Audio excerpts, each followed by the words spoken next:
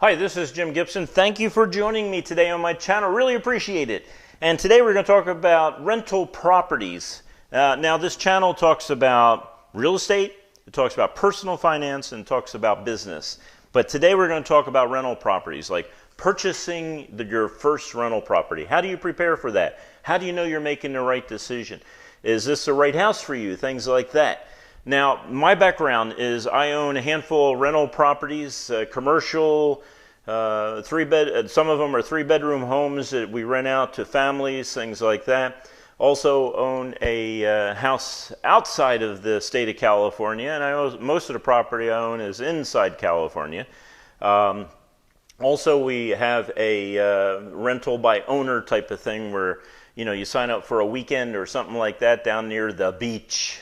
Yeah, there's problems in that area. We'll talk about that in another video about the Airbnb type of format, models, things like that. You can make money on it, but you better be careful on how you present it and what you do with it, things like that. But today we're just going to talk about you buying your first rental property and the things you should at least consider. A friend of mine who's in real estate investing, I always talk to him. I've been doing this for 15, 20 years now. He's been doing it his whole life.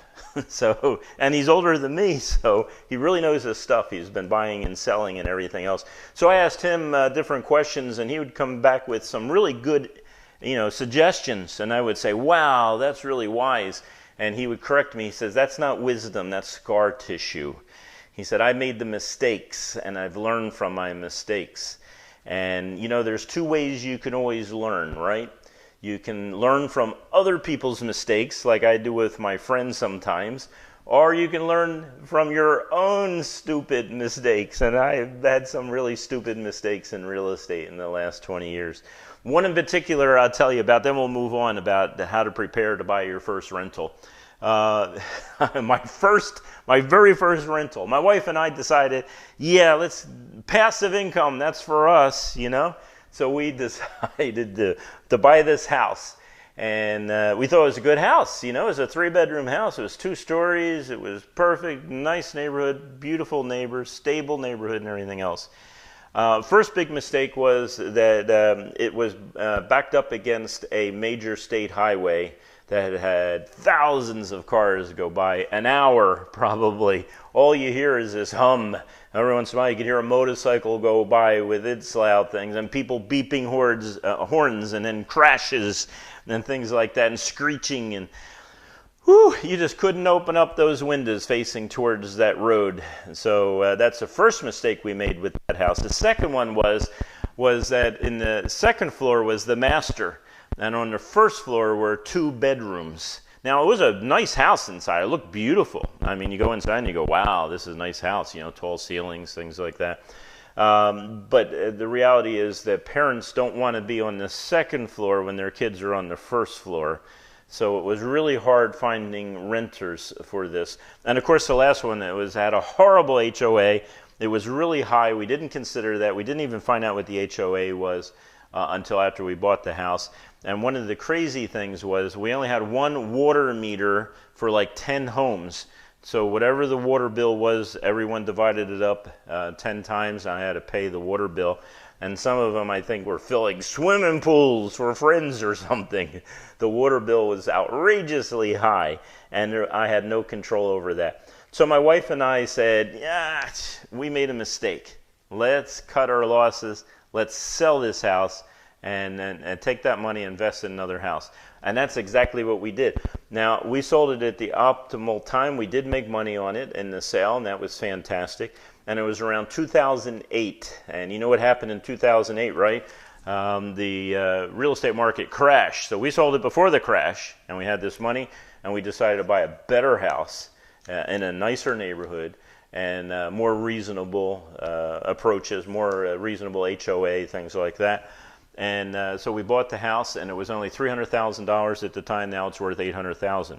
So we learned from our mistakes, and I want to talk to you about some of my mistakes, but I want to talk to you about how to prevent you making a mistake. So the first thing is study, read. Find friends that do real estate investing. If you don't have friends, then do the study, do the reading. Come up with the questions, the things you should consider. Now, here are just some of the books that I have read. You see that? They go up and up and up. Most of it, you see, it says California. That's because that's where we started our investment. We're not going to continue in California investing. This is crazy land for landlords. But that's where I started. Now, a couple of years ago, I stopped buying houses. Stopped studying, this pile of books here when it came to reading. So what I did was I went and I got, you listen to Audible. I got Audible, and I listened to real estate books all the time, and business books and things like that. I don't really care about fiction. I'm not a fiction person. I like reading and listening to non-fiction, and when it comes to the areas of interest to me. My fiction I will get on TV, movies and stuff like that. But non-fiction, I study, and I still study real estate because I like real estate. I love real estate. You know why I love real estate? Because at the beginning of each month, people deposit money in my real estate account. And after a while, you start making some decent passive income. So study. In the Marine Corps, it was interesting that there was a phrase we used to use in training, and it says, the more you sweat in training, the less you bleed in war. And that's true with life. If you're getting interested in the subject, then study it. And study it in depth. Become the expert in that area.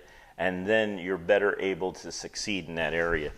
And I heard another phrase that says, that success favors the prepared mind. So prepare your mind, study, things like that when it comes to real estate. Learn about it, listen to it. Next is, how's your credit? Now as you're studying, how is your credit? How's your credit score? What is it? If you don't know it, then you better find out what your credit score is. And if it's under 750, you're going to have problems getting a mortgage. And maybe you don't need mortgage. Maybe you have cash falling out of your pocket. Usually the people who buy their first rental don't have cash, and they can't buy it with cash. So the first thing you got to do is you got to build your credit. So make sure it's more than 750. And the easiest way to build credit, you ready? This is like perfect. This is great. Pay your bills on time, or better yet, pay them ahead of time. And after a while, your credit score will go up. It's a wonderful idea. Paying bills on time is a great idea. And that's what builds your credit score. Once you get above like 750 and above, something, it doesn't matter much after that when it comes to a loan. If you get 800, that's great. Get 800, fantastic. The next thing you should do is talk to lenders and mortgage brokers. Find out what they're looking for. Find out what you could actually qualify for. Nothing official. You're not going to ask them for loans at this point. You just want to find out what is required to buy a house of X amount of money. If I want to buy a $500,000 house, how much money do I have to put down? Usually it's 10 or 20% if you're borrowing money for an investment property. Especially if you don't have history of making money in investment properties. So, you're going to have to raise some cash, but you want to find out what is the interest rates. I had a friend, or actually he's a neighbor, lived across the street from me many years ago, and he hit the recession time. And when the recession hit in 2008, 2006 or something like that, his house was foreclosed on. And I said, well, what happened? He said, well, I'm out of work. I'm not working as much as I used to. He says, and, the bottom line is I had an adjustable mortgage rate. Never do adjustable mortgage rates. That's dumb, okay? Do a 30-year mortgage rate and refinance when the rates go down. Lock them in.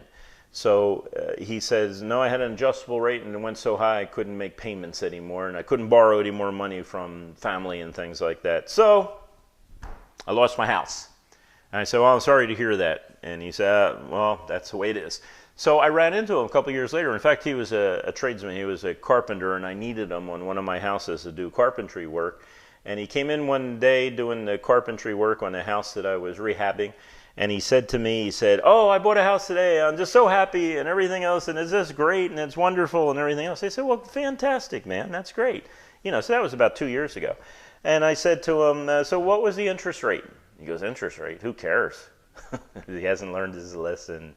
Interest rates are important. So when you talk to a lender, find out what interest rates that you could qualify for.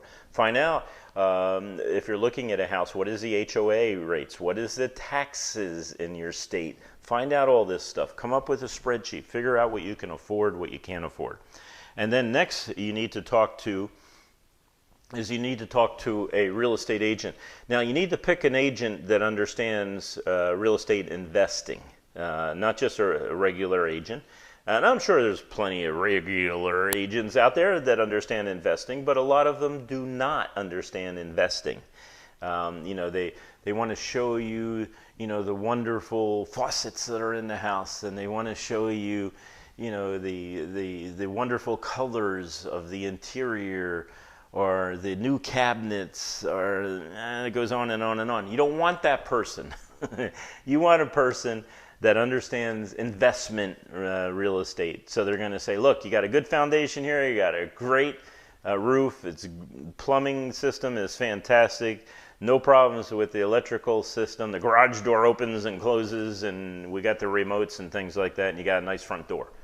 And this is a great neighborhood. And so, and the HOA is low and reasonable and been that way for a decade. Or you buy a new house in a great neighborhood, you can do the same thing.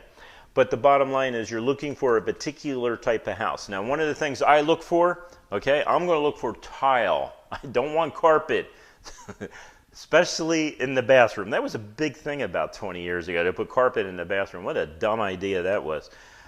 Don't go with carpet. So if you already have carpet and you buy the house, fine. But just realize that you're going to be replacing that carpet, and you should be replacing it with tile. Now, a lot of people do laminate floor and all that other stuff. I don't. I replace, when it's time to replace the carpet. If I bought a house that has carpet, great. We'll use the carpet till it wears out. Once it wears out, it gets tile, because tile is easy to clean, easy to get ready for different things. So I'm looking at a 3-bedroom home, hopefully all on one level, nice basic home, easy to maintain, things like that. Minimum amount of lawn and exterior plants and things like that, because you got to pay to maintain those things. So that's what I am basically looking for in buying a house.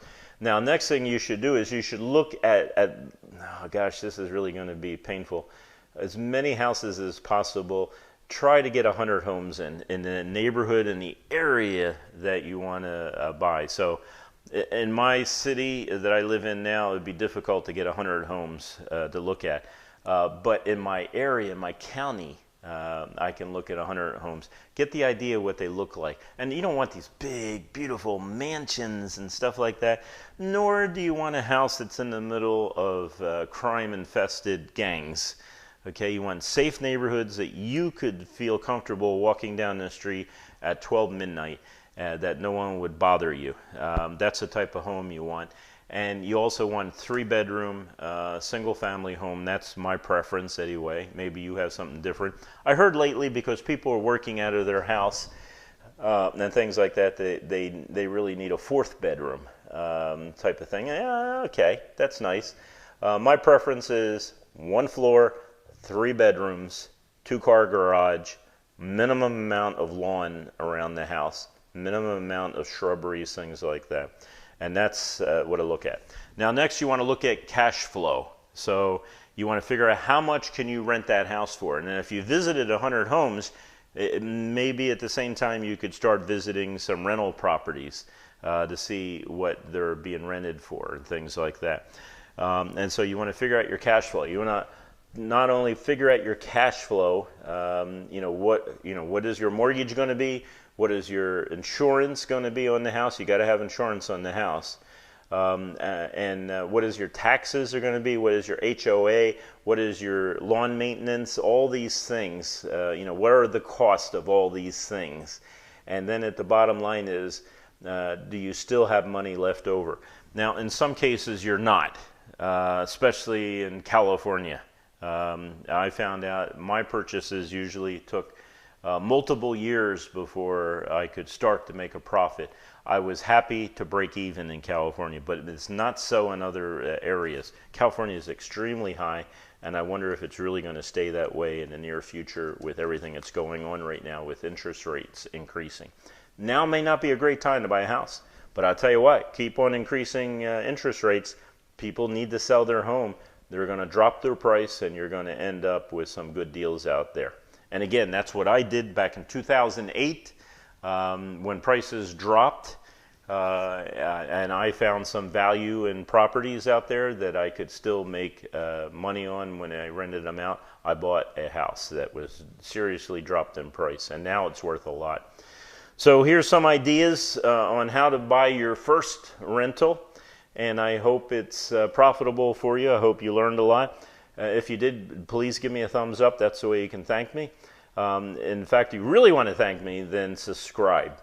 Again, this is Jim Gibson with Gibson Group, and thank you for your time. Very much appreciate it. You have a wonderful day.